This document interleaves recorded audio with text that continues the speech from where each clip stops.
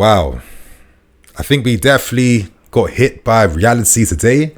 I think we definitely smelt the coffee today because we have lost 3-1 away from home against 10-man West Ham, and for the ridiculous amounts of money we've been spending for fun. It's a reality and a reminder that money alone does not guarantee success. What does guarantee success is working hard in the training ground, because one thing we have to do now is improve our goal scoring ability. It's been an Achilles heel for a long time. We've replaced all the old attacking players, and even though we've shown promise so far in creating a different style of opportunity, it is still the same old issue that keeps on affecting this team's ability to push on and get better. So my friends, in today's 5 Things We Learned video, I have to talk about Raheem Sterling, Chukwuemeka, Caicedo's debut. I want to discuss youthful inexperience, and I want to talk about Disasi as well too. So my friends, yeah, you know what to do. Hit that like button, share your thoughts and opinions. To start the first thing we learn, I want to talk youthful inexperience, and to start with the first thing learned, I have to talk about that youthful inexperience, because how we started this game compared to how we ended, it was literally 2 completely different games. Like up to 55, 60 minutes. We were unrelenting in our pressure, in our build-up, and how quickly we cut through West Ham's midfield to create opportunities, to stretch them, to move them from side to side, side to side. And West Ham were forced to get deeper and deeper and deeper. And you were thinking to yourself, wow, surely we are set to win this game, potentially by a comfortable scoreline. But I think the most decisive moment clearly of this game was the Enzo Fernandez penalty miss. Now, a lot of people think that Enzo now can't take penalties. To be fair, it's the first time I've ever seen Enzo take a penalty for us. But I have to say, I was developing this impression of him of this guy can do nothing wrong. It was a reality check that he is still young himself. He can improve.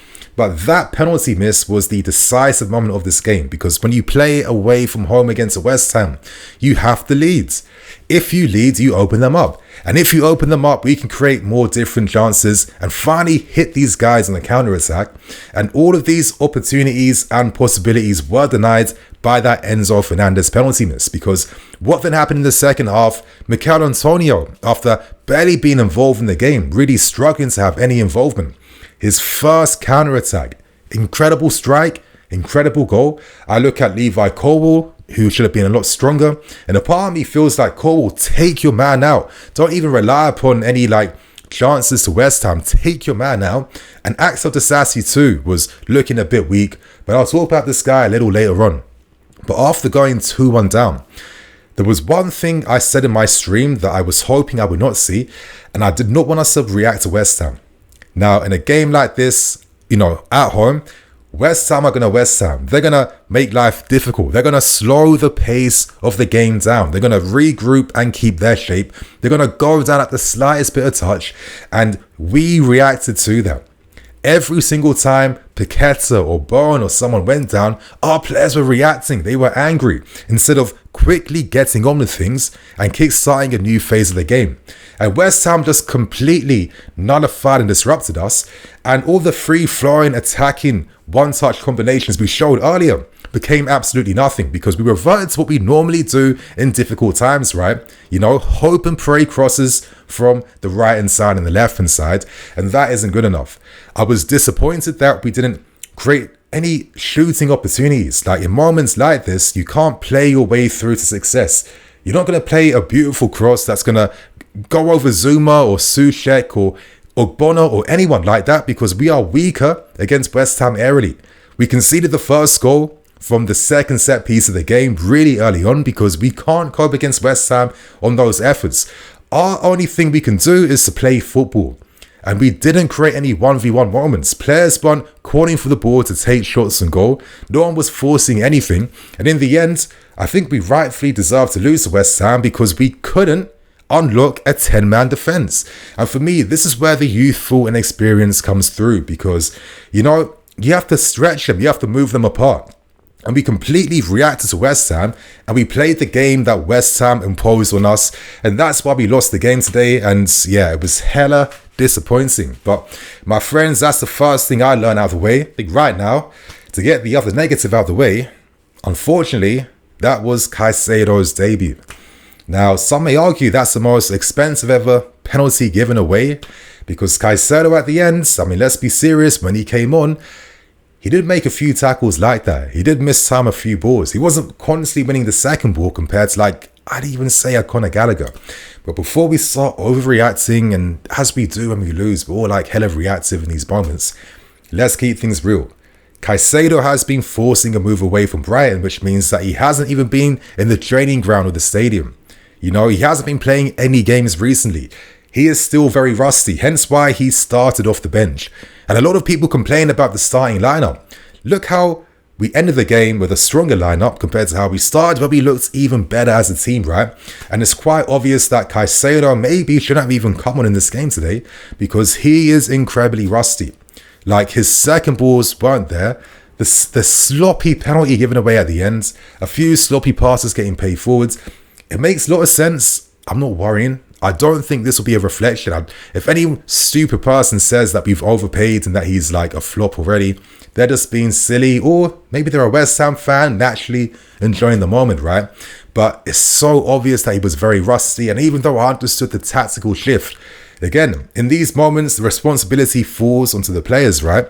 And they weren't able to do anything. I actually think that when Caicedo came on, you know, we just lacked that ability to play forward like we did earlier, with Conor Gallagher playing there, ironically as it sounds, right? So again, Caicedo can only come back stronger against Luton next week, and I think that we should get our first win of the season against them.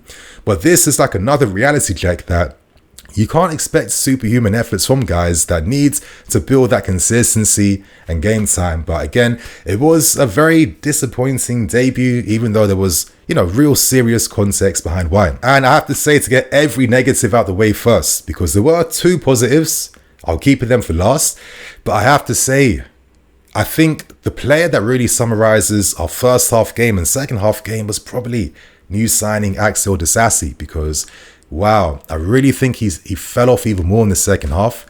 Of course, in the Premier League, you get punished for the slightest little error or mistake, which is natural.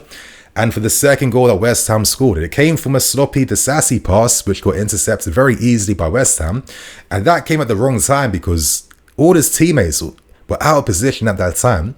And even though Corbell tried to get back for Antonio and still should have done better, it was too late. And I just don't like the fact that Disasi didn't show Antonio outside.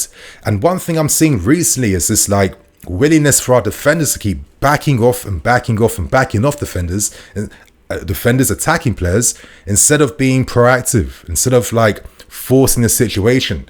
Like, get tight. And it's these moments where I miss, you know, obnoxious Antonio Rudiger, because this guy's getting right up to guys' bundas to make sure that they can't turn or do nothing.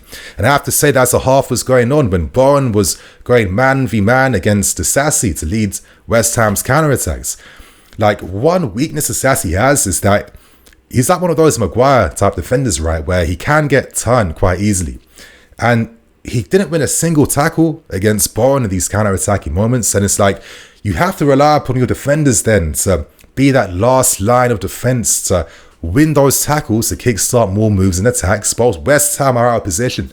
And the fact that West Ham are able to get shots on the counter-attack, create moments, threat, I felt like Disasi was one of the main reasons why. And it was a very disappointing end to the game, because when he started, I mean, this guy's passes, line-breaking passes for fun, were absolutely beautiful.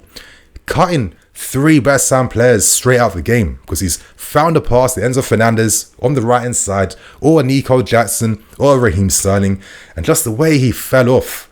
I think maybe the pressure, the mentality of the whole team was, they showed frustration. They weren't concentrating. And again, it adds to that youthful inexperience that showed and came out. So it was really, really disappointing from Axel Disasi. And yeah, a really bad game in the end. But now that I have the negatives out the way, there were some positives. And obviously that was Raheem Sterling and Chukwuemeka.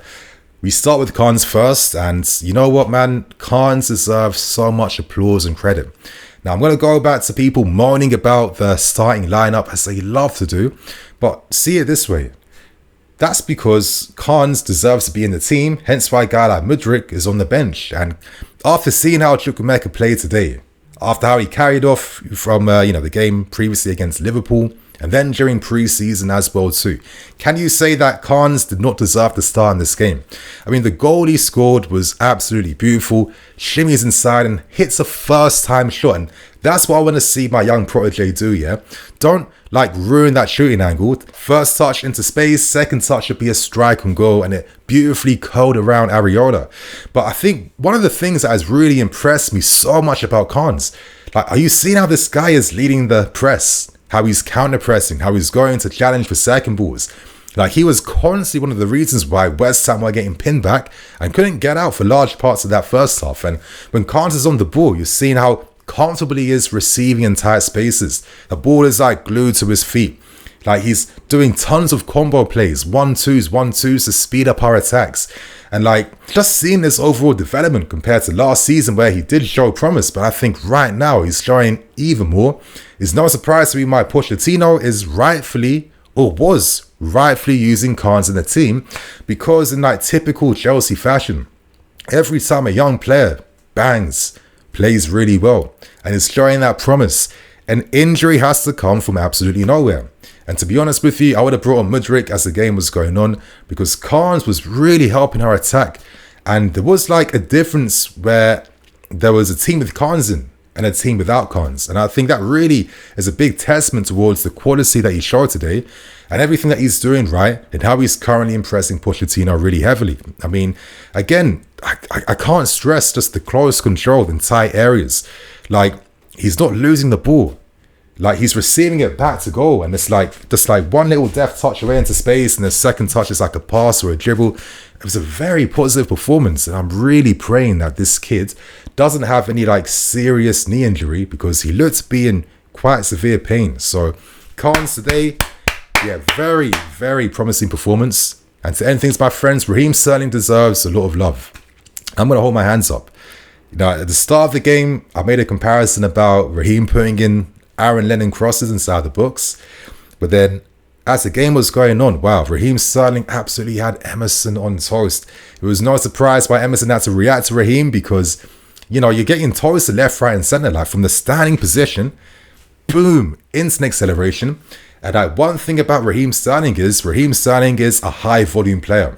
So unfortunately, when you're a high volume player, naturally you're going to frustrate us at times, because every time you find yourself in good moments, which you create for yourself based on your in-game intelligence, based on the positions you find free to be able to like receive, and then every time Raheem Sterling received, it was something positive. He instantly attacked the spaces. He looked to drive against West Ham, doing things that he wasn't doing last season, and it created so many avenues for us. And he should be bitterly disappointed that he didn't get at least 2 assists in this game. Like, he won the penalty for Enzo, who doesn't take advantage, and before the first half even ended, he plays a great cutback cross, which gets missed by Caicedes and gets missed by Nico Jackson. I think Raheem Sterling was probably our best player today, and probably the best player on the field, because the amount of dribbles, the amount of like pressures he won, second balls, and just like how positive he made our attack. I think a lot of us have to maybe keep an open mind now, because it's a new season, it's new rules. It's not last season now, so you can't be holding last season Raheem Sterling against him anymore. And I'm actually saying this to myself as well too, but I also fall victim to this, because again, it's 2 big games we've seen recently from Raheem, and there's a reason why Pochettino has asked for more experience in the Premier League, and I think Raheem Sterling's performance today really testifies that. So, my friends, on that note, disappointing that in the second game of the season, 1 draw, another loss. Thank God we have Luton Town around the corner right now. And it gets you thinking, are we set to spend big in the market now to try and it gets you thinking to start scoring goals and capitalizing on our dominance?